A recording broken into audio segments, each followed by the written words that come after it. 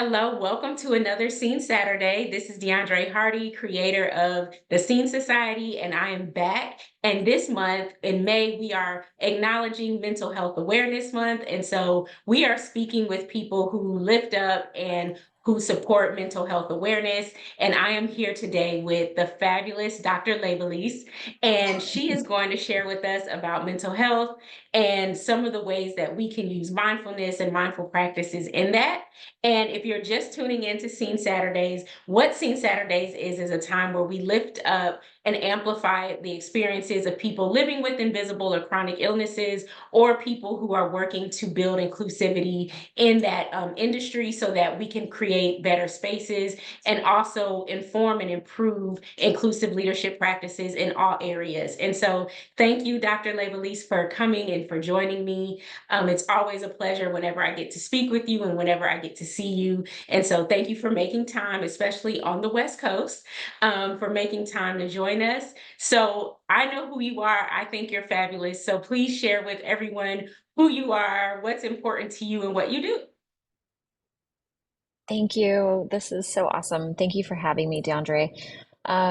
So I'm Dr. Leybelis. I'm a gastroenterologist and founder of Unlocking IBD. It's a personalized comprehensive program for patients that have inflammatory bowel disease.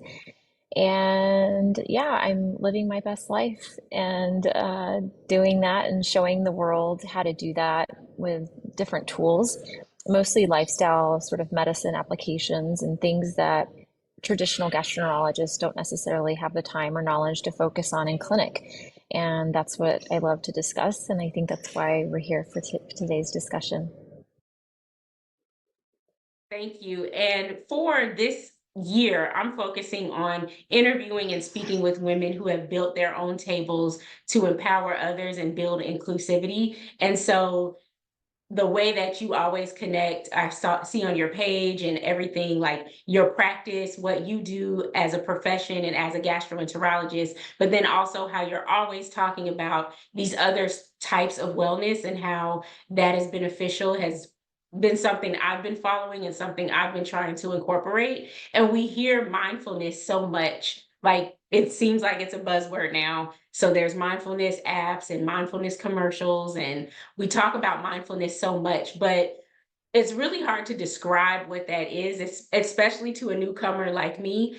And so, how would you define mindfulness, and why is it important? So it's definitely a buzzword, I think, and it's overused these days too much. It's just like the newest thing or fad.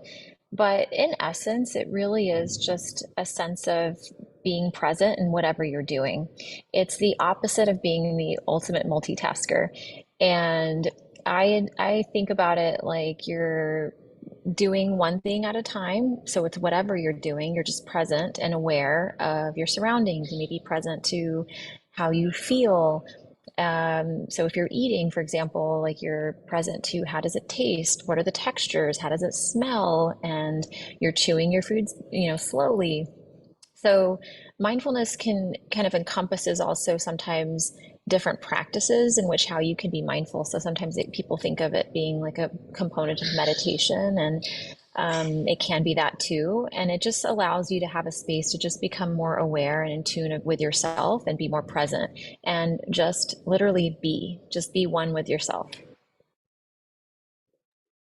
Thank you. And you called me out because I am a maximizer by nature. If you are familiar with Strengths Quest, and it measures like your different strengths, I'm a maximizer, and that's evolved in the last 5 years with different responsibilities and coming into my own, and my daughter getting older and having the practices and all of that, and then transitioning to work.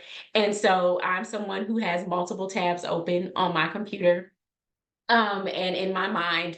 And so mindfulness, being, especially being a newcomer, it seems like it's so contradictory to our culture. So to me, I always find it, when I was thinking about this, I'm like, it is a buzzword and it's something that's on the horizon now, but it is also so contradictory to the messages of like hustle culture and being and multitasking and being a boss is getting things done, and checklisting. And so what kind of advice would you give to a newcomer who has not been in mindfulness a lot or is not used to that? It's so opposite of the way they work. So to me, but what advice would you give to someone who is trying to unlearn all of the things about multitasking, and how can they start small with mindfulness?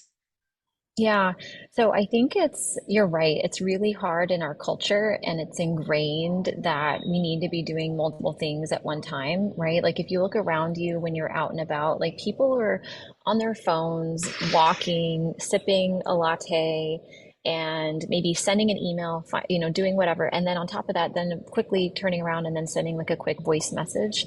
And so people are doing like multiple things at one time. And I'm guilty of it too. And I check myself. And I think it's important that once you're mindful, right, you're present or you're aware of these sort of habits that we have developed in our lives, you just kind of remember to like, okay, that's not a healthy habit that I want to like continue on in my life, because what it does is it detracts you from moments like magical moments, right, that you might have in your life. So when we have kids or our spouses or significant other, right, like just a friend, we may be watching our kids play at the playground, but then some a text message comes through or something's on our phone and we look at our phone and now we're no longer present with our children. And children are the ones that are really great at checking you as an adult, because they'll look up and like, mommy, look at me, or daddy, look at me, or whoever. And they're going to say, you're not looking, or you're not this, or whatever. And I honestly will say that it hasn't been, until I had kids, I didn't really know how important it is to be present and aware.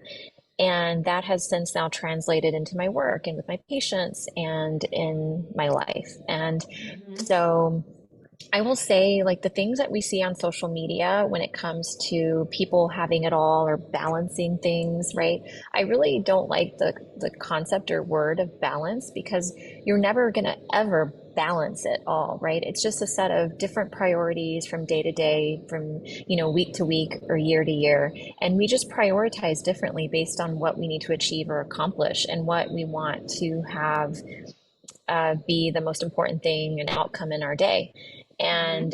And so balance, because balance essentially, almost to me, I'm envisioning it really like a scale, right? Like we're not going to have everything evenly balanced. We're not going to give the same amount of attention and time to our work, our families, and our health personally.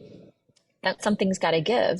And I think what's important is realizing that we are prioritizing differently on a day-to-day basis. And so with social media, I think what we run into trouble with is people, it's almost like a magic trick. Like people are just like magicians on social media, and it's all Mhm. these illusions that you can give where it's, you portray the life that you want to portray, you say the things you want to say at the time, that's curated, right? It's not anything like natural and authentic, really. And I mean, sometimes I look at my own life and I'm like, if someone was to look from the outside in on my life, they just think like this like amazing thing. And yes, it is, but there are challenges all the time. And there's like Mhm. real life stuff happening that really anyone goes through. But social media doesn't depict that, right? Because I'm not out Mhm. there putting every single thing that happens in our lives. And I think it's important for people to realize, and I think young people are struggling with that, Mhm. because we're so bombarded with the messaging of social media, and it's really learning how to filter that. And so I think to begin starter, I guess to answer your question, like to kind of begin starting to incorporate like mindful habits into your life, I found it really easy to kind of combine it with something else I'm already doing. So, like before bed, will check my emails the last thing right before bed, and then I'll set my alarm for the next day. So once I'm done with that, then I'll sit and write down three things that I'm grateful for that day, like Mhm. reflecting on my day and three things that I'm really grateful for. And so now that's like a new sort of mindful practice. And then I also started incorporating meditation, and it can be something as simple as just sitting, putting on some calming music and closing my eyes, and just for 5 minutes, just focusing on my breathing. And what I've realized is doing something simple like that and combining it with something I was already doing right before bedtime, it doesn't become a struggle to like incorporate a new practice. Um, so those are probably like Mhm. my 2 cents on that. I like those. And so I started a gratitude journal. So I'm on the right track. So if you're watching this and you're a newcomer and you are a recovering serial multitasker, I have a gratitude journal, I have a nighttime routine. And so, but sitting with myself, and I found myself I go try to go on a walk on the days that I don't do my cardio or boxing. And I realized I'm tempted to call someone on the walk, or I'm tempted to like start writing or thinking about like talking into my doing voice notes about whatever comes to my mind. And I have to actively say to myself, just walk, just enjoy the nature, just be. You do not have to produce something in this moment. And so that has really helped me be able to enjoy the walk and like actually see the leaves and see the sunrise and see all of the reasons why I need to be outside and why it's beneficial to be outside.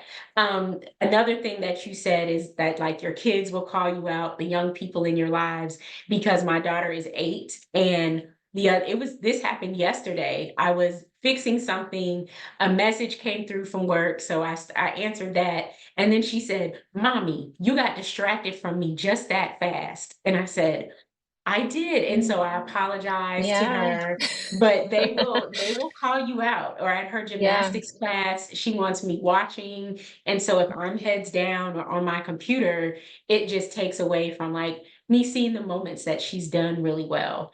And so that was a good reminder of just like the magic that you miss trying to multitask and doing all of those pieces. So thank you. Now, because I am an IBD patient and you're a gastroenterologist, anytime I talk to a gastroenterologist, I'm going to talk about and ask about gut health. And so when you think about being mindful, you talked about mindful eating, mindful practices. What impact does mindfulness have on our health, or where have you seen it improve just lifestyle, and especially with thinking about what you put into your body?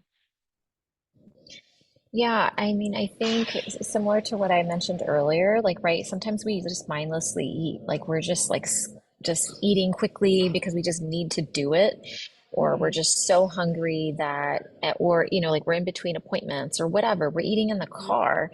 We're doing things like just, oh my gosh, gotta eat, da, da, da. And there's tons of evidence, though, to say and support that mindfulness and just being present while that you're the act of eating really does help in your health. It can help by, minimizing overeating because you're actually allowing time for your stomach to send signals into your brain saying you're full and you're satisfied. But if you're eating so quickly that you don't even allow time for your stomach to do that and send those signals, then you kind of miss that boat. And so then you run the risk of overeating. But I think of, being more present during the practice of eating as like a time of joy, right? Like if we used to think of, eating as a concept of like a social practice. And so I think it's almost like bringing back the dinner time table, like when we would eat with our families in the evenings, and even breakfast. Like sometimes it may take like in our family, I'll say, like it takes an effort for us to wake up a little bit earlier so that way we can actually eat breakfast sometimes together, because usually we were just like running around doing our own thing.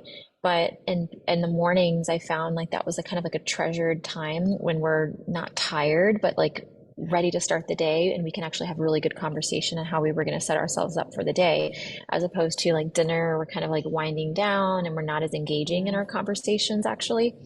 So I found like shifting our time to be eating in the mornings together really a nice time for our families. And I think it's just about finding what works, right? Like, I mean, I think I'm also not the kind of person that's going to advocate for things that just don't work and fit in someone's life. So, like, if at work you have to like, because you only get a 15-minute or 10-minute lunch, I mean, let's be honest, like not much can happen in that time.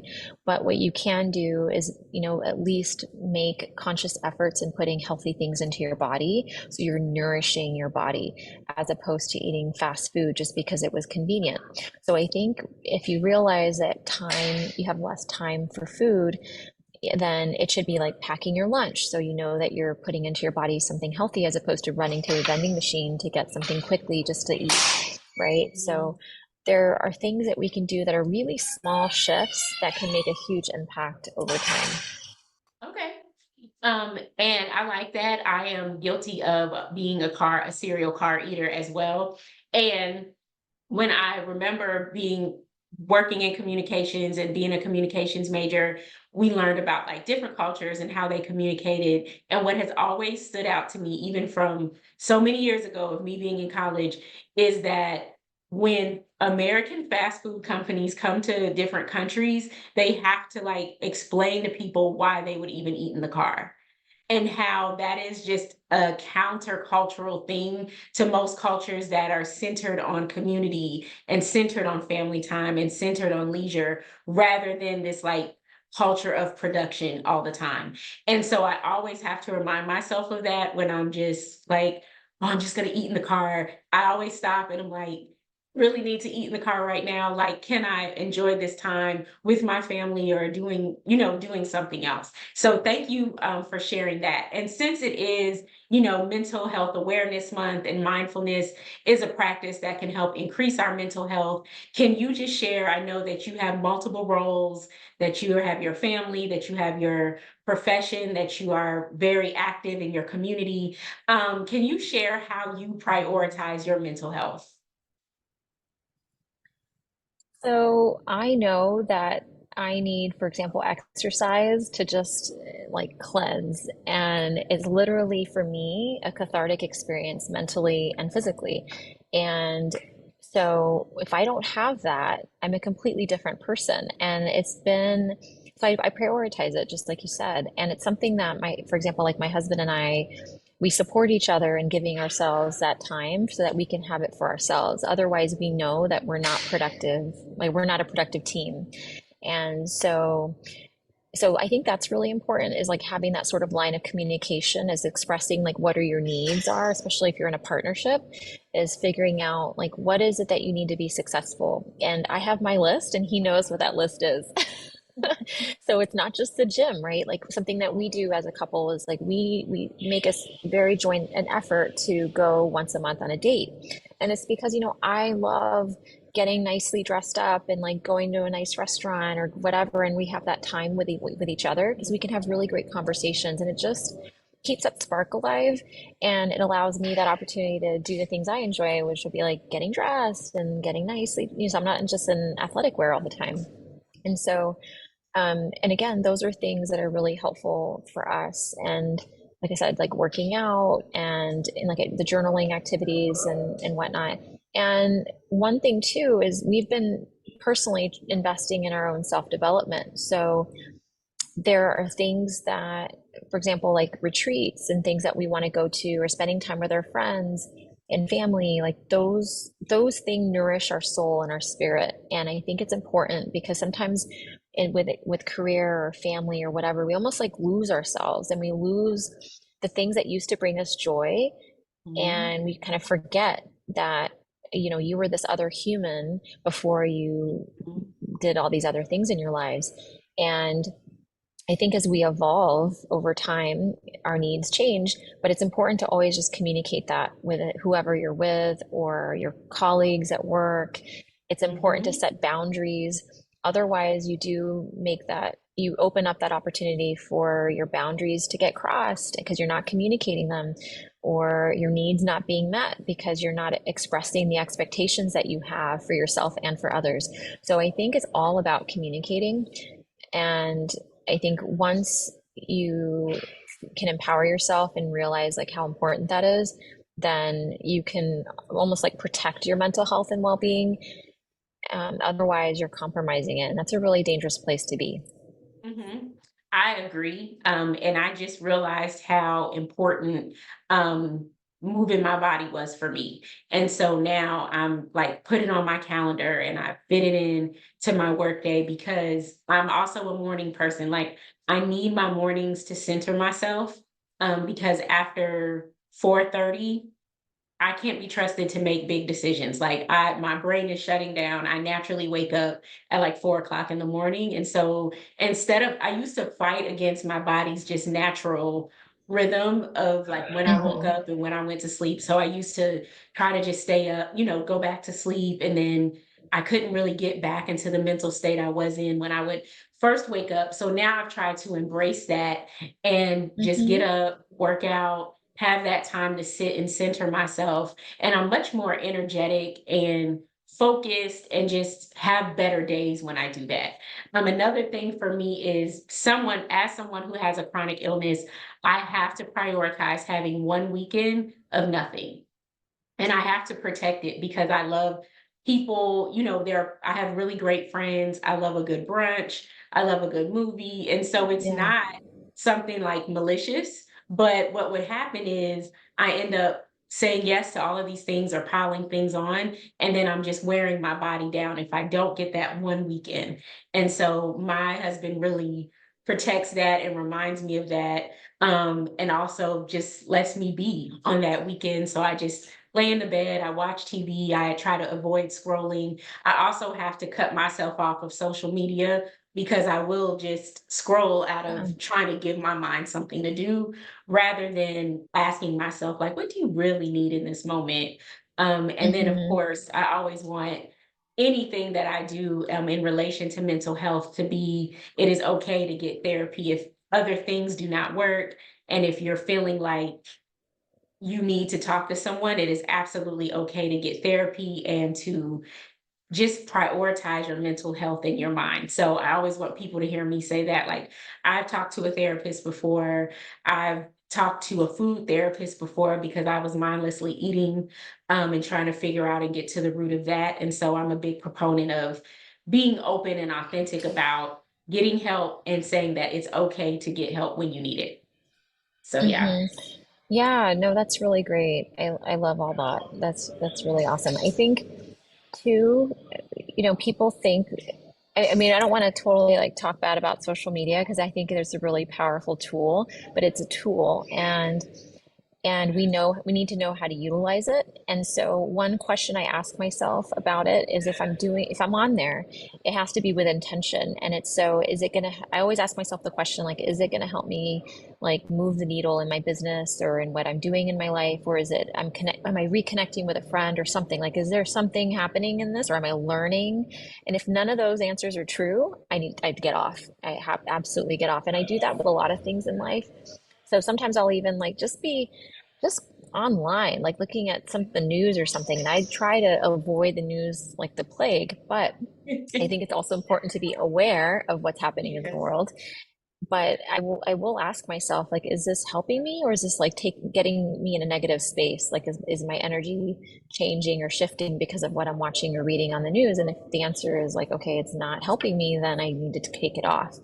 And so, I think there's different seasons in our lives, right? And so like sometimes we're in a season of, okay, we need to eat healthier, or the next season could be, oh, I need to, work on my mindset and my mental health, right? Like now, like, so we can say that we could all say, like, for the month of May, like this could be a season of, okay, let's start making changes in our lives for our mental health and well-being, and reflect on what are we doing. But um, we all are changing and evolving, and I will tell you that my habits today are not going to be what they are in a year, and that's because like I'm in a different season of my life. And I think sometimes people get too boxed in to, like, they have to kind of maintain what they're doing last year, or they have to keep things up all the time or whatever, and sometimes and things are not sustainable, and they may not be where you are. Where you were then is not where you are now. And so it's just something to kind of be aware of, is that there's different seasons in our life and different needs that need to be met. And it's just, and again, that's kind of where the mindfulness practice comes into play, because if you're not aware of what your needs are, you don't even know what season you're in. So yeah. Mm. I love that. That is the perfect way to wrap up our conversation. Like giving ourselves permission to evolve and being aware of what season we're in so that we can know what we need. Thank you so much for your time. Thank you for sharing your wisdom and your expertise. And before we go, please let people know where they can find you and how they can connect with you if Um, they're interested. Sure. So I'm online on my website. So it's labelismd.com. So it's LEYBELISMD.com, or the same thing on social media. All right, thank you. So if you want to connect with Dr. Laybelis, please check her out. Check out her social media. She shares a lot of wellness tips, a lot of health tips, and also tips about her practice. And so I follow her and I am always learning something. Thank you so much for joining us today. And until next time, thrive visibly.